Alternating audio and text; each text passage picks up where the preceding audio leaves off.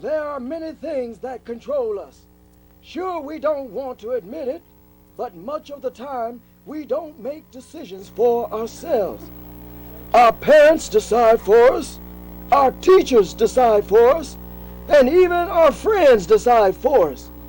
Sometimes our stomachs decide for us, and sometimes it's our emotions or our wants that decide for us. This is something Taiwan is going to find out as he enters the puppet zone.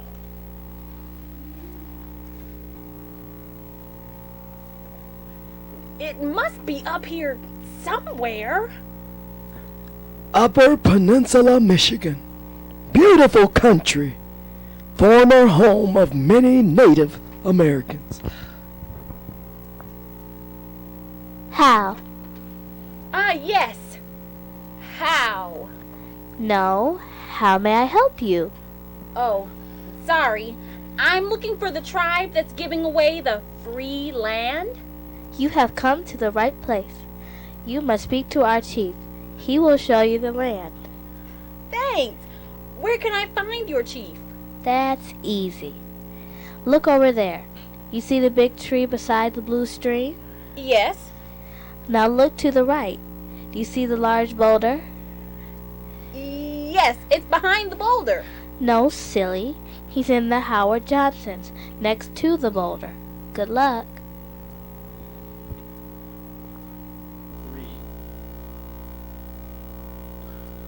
So Taiwan set out to meet the chief. Great chief, I have heard that your tribe is giving away land, and I've come to see if the rumor is true. Oh, you want to hear a rumor from a horse's mouth? Yes. Are you the one to talk to? Of course. Do you know another chief horse? No, I guess not. Then how? Yes. How? No. How can I help you? Oh, well, I got a few $100, Chief Horse, and I'd like to know how much land I can get for it. I don't want your money. But I thought that... No. The casino is doing very well this year, so we are giving the land away. It's a tax write-off, you know. Besides, the land does not belong to us. Oh? Of course not. It belongs to God. So you're telling me I can just take as much land as I want? Of course not. I'm Generous Horse, not Stupid Horse. He's one tribe over. Anyway, you will have as much land as you can walk around in one day from sunrise to sunset. And it's all free? Well, there is a $10 surcharge and a $90 finder's fee. But except for that, yeah, sure, it's free. Then it's a deal. Oh, I almost forgot. You must return to the Howard Johnsons before sunset, or you lose the land and your deposit. Sure. Sunset. No problem. Well, I'll be seeing you in the morning then. No, how? Oh, yes. How? No. How will you be making your deposit? Do you accept a check? No. One tribe over, remember? Cash, credit card, or Native American Express will do. So Taiwan got a good night's sleep and headed out first thing the next morning. Good luck, son. Much land awaits. Go get 'em, Taiwan. How? Okay. How? No. How do I get 'em? Oh, you just take your time and get back by sunset. Don't be greedy. So Taiwan set out. The first hour went pretty good. Every 100 yards. He was to dig a small hole so Chief Horse would know the boundaries of his land. Digging a hole. I'm just digging a hole. Soon, he began to notice that the further he got from the Howard Johnsons, the nicer the land was. Wow, what a view! Digging a hole. Pretty soon his land included a mountain, a waterfall, and even his own mire. Hey, if it's inside the circle, it's mine. And the mire was inside the circle. Digging a hole, digging a hole. I'm just digging me a wonderful hole. Around noon, the sun began to get unbearably hot, and Taiwan thought about turning back. But he hadn't quite made it around the McDonald's yet, or the Ben and Jerry's. Hey, a man's gotta eat. Before he knew it, he was tired, and he only had a few hours left before sunset. This digging can take it out of you. Whoops. Is that a diamond? No, just more gold. Digging a hole, digging a hole. Finally, he started back toward the Howard Johnsons. By now, he was exhausted. Digging a hole, digging a... well, you know. At long last, the sun began to set, and Taiwan was still more than a mile away from the Howard Johnsons. Digging a, digging a, digging a... Chief Jenner's horse and his little girl could see him in the distance. Run, Forrest! Run! Chief? Oh. Run, Taiwan, run! So Taiwan ran as fast as he could, but then he fell. Whoops! And he couldn't keep up. He was too tired. He wished now he had left out the waterfall and the mountain. He couldn't even have done without the mire. No, not my mire. Yes, even the mire. For now he was about to lose it all. The sun was setting, and he was too tired to go on. How foolish he had been. He would lose his land and his deposit. He was too late. The sun had set. I missed it by that much. Run, Taiwan, run! Run, Taiwan! Run! Yay, go, Taiwan! Then why were the chief and the little girl still cheering? It's birthday. Go, yeah. Why are we still cheering? Hojo's on a hill. We can still see the sun. Oh, Go, Taiwan. Get busy. I still got time. I still got time. I can do it. I can have it all. I'm coming, Chief Horse. I'm coming, little girl without a name. so Taiwan mustered up all the strength he could and ran the few last yards to the Howard Johnson, then fell on his face at the chief's feet. Ah, you are a very courageous lad. You have won much land. And the Myers. Congratulations, Taiwan. Stand and receive your reward. Oh, come on.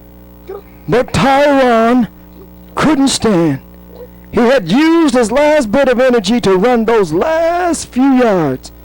Taiwan was dead. Well, actually, I'm just playing dead for the story, but you get the point. Shh! Okay.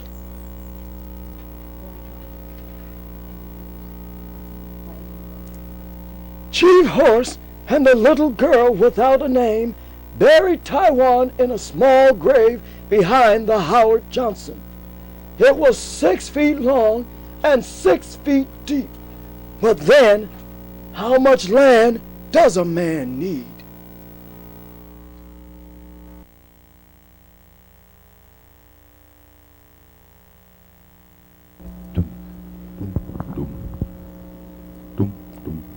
Hey, watch it. Sorry. Whoops. Sorry. Look out.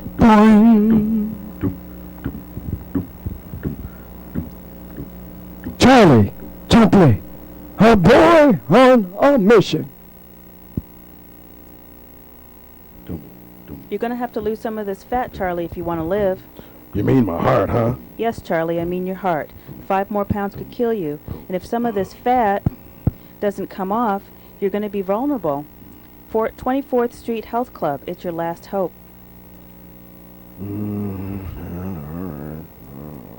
Hey, 24th Street Health Club. I'm on my way. Oh, but it's going to be so hard. The rules are so strict, not to mention their diet and exercise program. Gotta give up my cheesecake and my peanut butter and jelly sandwiches. Cookies, potato chips, ice cream sandwiches. I can't live like that.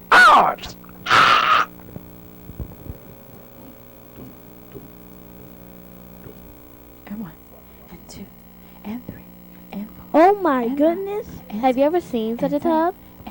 You think he'd be too embarrassed to come in here like that? He should have lost weight first. And pull, and push, and push,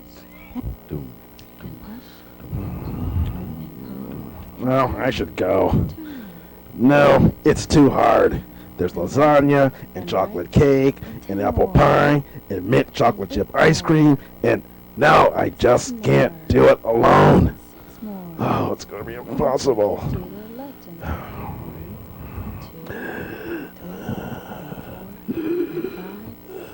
Ma'am, I need to, could I please join your health club? I have to. Why, certainly. That is, you can join the probationary dieters group, and later you may be eligible for health club membership. That's what you like, isn't it?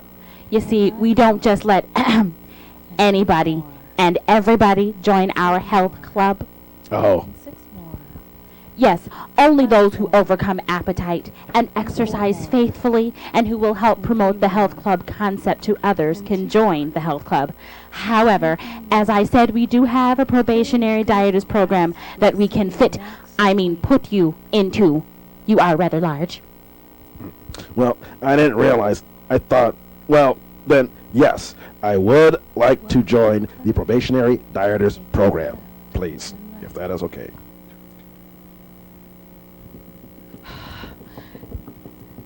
Hey, Molly, you just wouldn't believe what just happened to me out there. Trevor, this is Charlie Chumpley.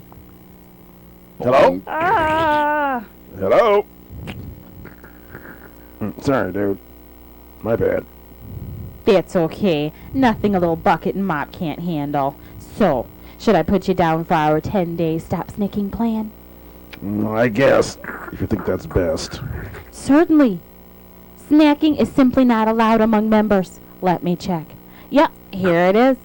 According to our records, we have a 10-day stop snacking plan beginning next Wednesday night at 8 o'clock here in the auditorium. Can you make it? Yes, ma'am. Thank you very much. Wait just a moment. Sign your name and address here. Right here. And remember, if you have any problems or temptations, just give us a call. Any of our members or instructors will be glad to do what they can. Oh, and here. Take these pamphlets and read them over carefully before Wednesday. Go on, take them. You're a big boy. You can read. I know you can. Go ahead. Go ahead, Charlie. Come back on Wednesday. Well, after all, this is a place for overweight people. If he wasn't fat, he wouldn't need to come here. Can you hand me that mop?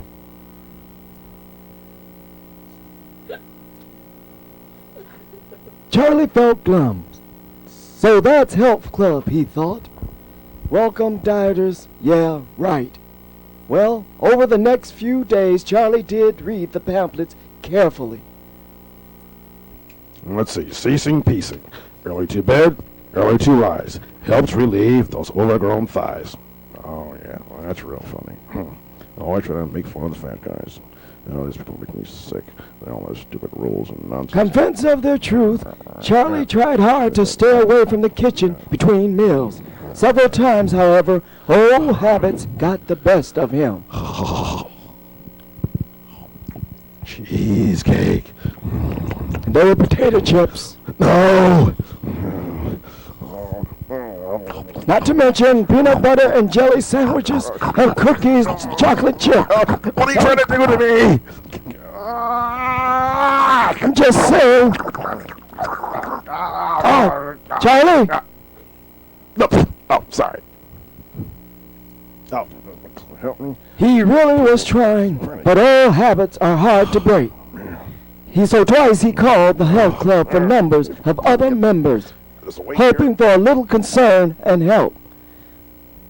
But he was disappointed both times. The first time, no one was home, and the other time they were too busy getting ready for the health club meeting, even to listen to Charlie's problem. Finally, Wednesday came, and Charlie found himself sitting in the front of the auditorium, eager to hear the lecture. The speaker, Mr. Amos, was very convincing. And 2, and 3, and 4, and 2, and 2, and 3. My brothers and my sisters, we must lose weight, Yeah, and we man. must keep it off. Hey, man. There's no snacking up in here. Free the Fritos. Hey, man. At the end of the meeting, Charlie received a free copy of the book, Helpful Living. He went home determined to leave those bad snacks alone. Charlie did have some success through the week, but he found it hard to adjust to carrots and celery in place of macaroni and cheese and spaghetti. Ah, yes, spaghetti.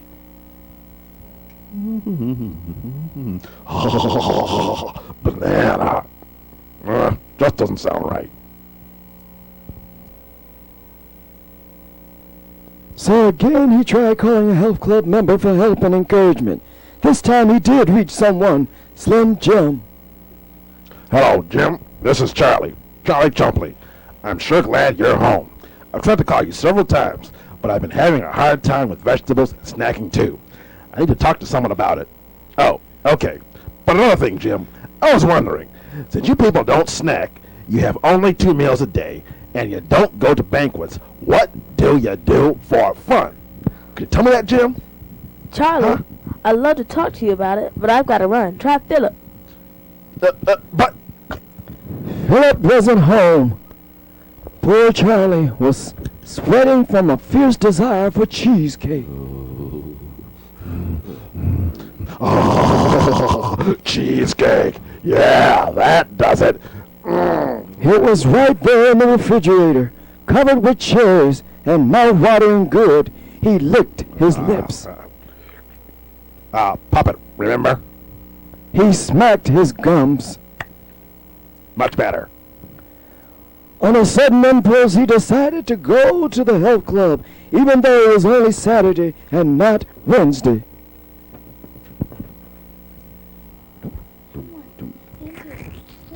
Oh, sorry. Hey, what's wrong? Oh, nothing. I just ripped a little something.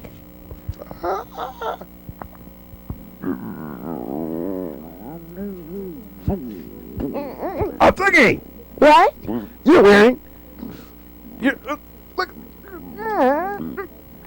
You're wearing shoe. No.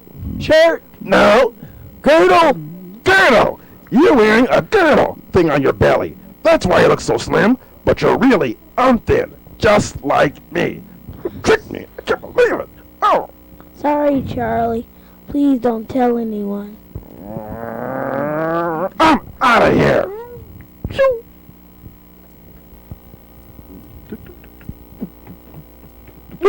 What? I don't believe this. It's not what you think. Oh, 911. Quickly, he headed across the street to his favorite restaurant. That does it, he said. Those hypocrites. It's no wonder they wouldn't help me. They couldn't. They're not trying to be healthy at all. It's impossible for anyone to be that healthy. Good day, mate. I may help you. Yeah, I'll start with 2 hamburgers, couple orders of french fries, piece of that chocolate cream pie, and a banana split. All right, mate.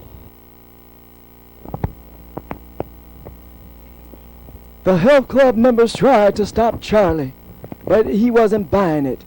He just kept eating and eating and eating until he could eat no more. No more.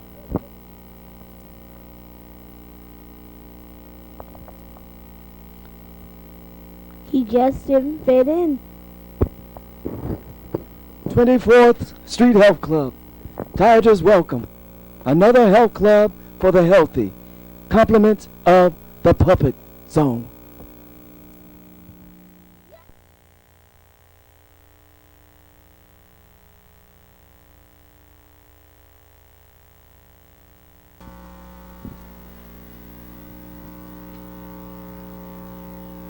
It is 6 minutes to 6, and Jim is standing at a bus stop waiting.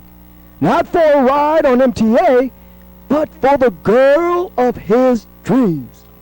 It's true. She'll be here at 6 o'clock. I know she will. I mean, she promised. She has to be, right? She wouldn't make her Do break. you mind? Oh, no, go ahead. I'll just keep waiting over here. Besides, it would be foolish to leave. It's only 6 minutes away. As you can see, he's a little anxious. And he should be. He has never met this girl before. What do you mean I should be? What do you know that I don't know? Come on, narrator. Are you holding out on me? If you don't let me finish the story, we will never find out if you meet her or not.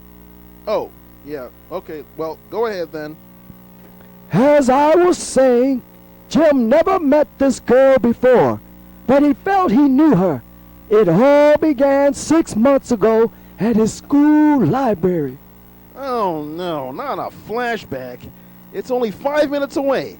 Don't do a flashback now. Jim, Oh, okay, but make it quick. you heard the guy. Roll it, Sid. Oh, man. Who knocked all these books over? Oh, let's see. It's Insight Magazine here. It's got some underlined words and some writing in the margins. Oh, look, there's a mailing address on it, too. It says to Hollis Manel, care of Samantha Manel, 1305 No Name Lane, Flint, Michigan, 48505. Ah, someone's even written all over this Insight. I hate when they do that. Probably some girl. But then Jim began to read what she had underlined and wrote. Wow, this is deep. Yes, it was. The girl had written about God's love, and she had underlined scripture texts and quotes that truly showed God cared. It says, if he loved the world enough to die for me, is it too much to ask that I should live for him? Who is this person? Jim found her name and checked her phone book for the number of Samantha Manel. There were 5 listed, but on the 5th call he found one with a daughter named Hollis. He got nervous waiting for her to come to the phone. Nervous? Why should I be nervous? Well, maybe because you're falling in love. Love? You're joking, right? I don't even know this girl. I'm just curious. Whatever. Oh no, it's her. Hi? And so they talked. It started off slow at first. How's the weather? Not bad. But eventually it picked up. You know. Yeah, totally. They talked about everything. They never missed a day. When they weren't on the phone, they emailed each other. They found they had so much in common. Maybe this was love. I told you it can't be. I'm too young. If you say so. Anyway, he finally got up the nerve to ask her to send him a picture. And after getting his mom's permission, he emailed her one of himself. I can't wait to see what she looks like. So, what do you think? You're cute. No, I mean, will you send me a picture of yourself? What? I mean, why?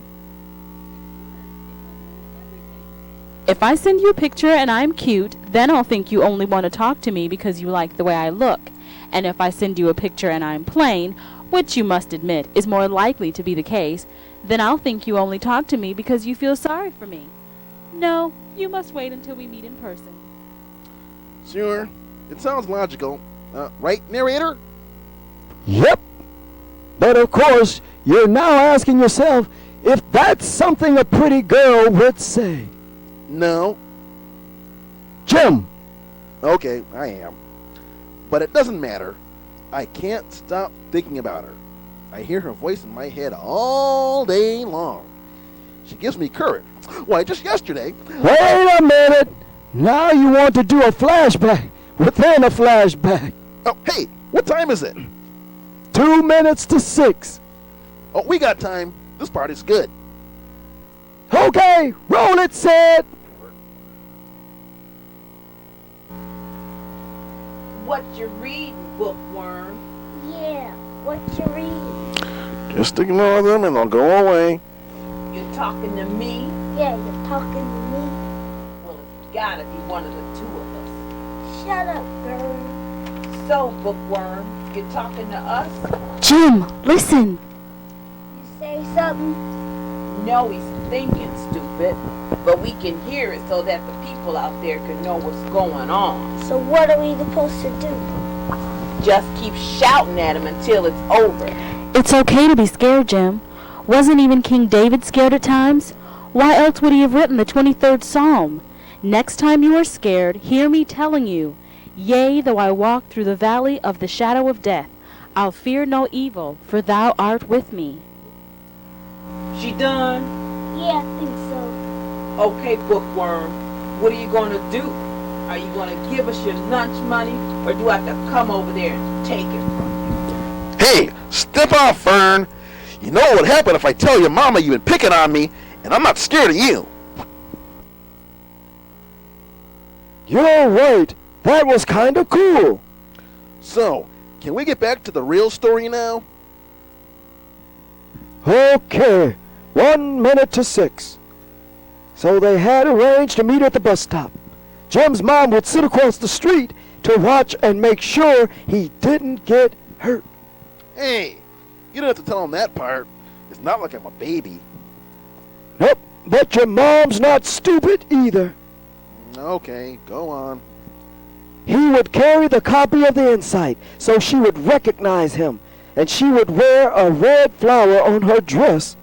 They had agreed that if after meeting each other they didn't like each other, then they would go their separate ways. But if they did like each other, well, you know how love is. Hey, cut it out. 6 o'clock. The bus arrived. A few people got off, but one girl got his attention. She was beautiful, more beautiful than he could have ever imagined, and she was looking right at him. Hi, would you like to go for a walk? Sure, I... But then he noticed that she did not have a flower on her shirt. What? She doesn't have a flower on her shirt. Oh, come on. Where's your flower? It dropped, right? Please say you had a flower. What are you talking about? If you don't want to go walking, you could have just said so. Then he saw her. She was the next person off the bus, and she had the red flower. She was definitely not what he would call pretty, so maybe this wasn't love, but she had done so much for him. They could still be friends. He decided to introduce himself. Hi, I'm Jim. I see you've got the red flower.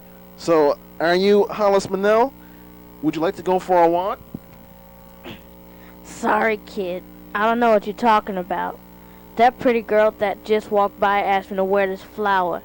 She said that if you asked me to go for a walk, I should tell you she and her mom would be across the street waiting for you. I guess it's some sort of test or something. Thank you. Hey, if this thing doesn't work out, call me! Desire. Just another thing that controls us in the puppet zone.